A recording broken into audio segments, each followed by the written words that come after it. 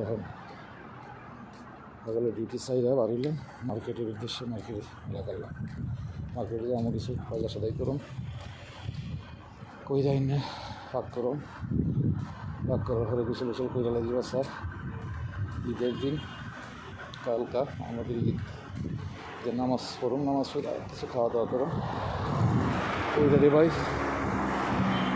3 দিনের ছুটি আছে, খালি আমরা ঈদে যাই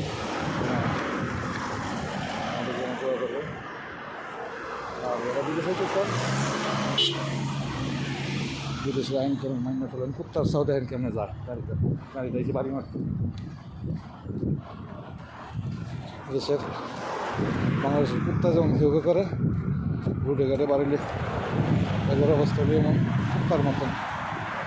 গাড়ি দেখলে আমার মনে হলো যে আমরা কী যে হইতে চাইছি, মানুষ বললে মনে করেন। ওকে, সবাইকে সালাম দিলাম, ঈদ মোবারক। সবার একটু দোয়া দিল। বাংলাদেশে তো সবাই আল্লাহ চায় ওনারা কালকা 3 বার ঈদ করবেন। সবাইকে দোয়া করি আমাদের দিন সব ভালো।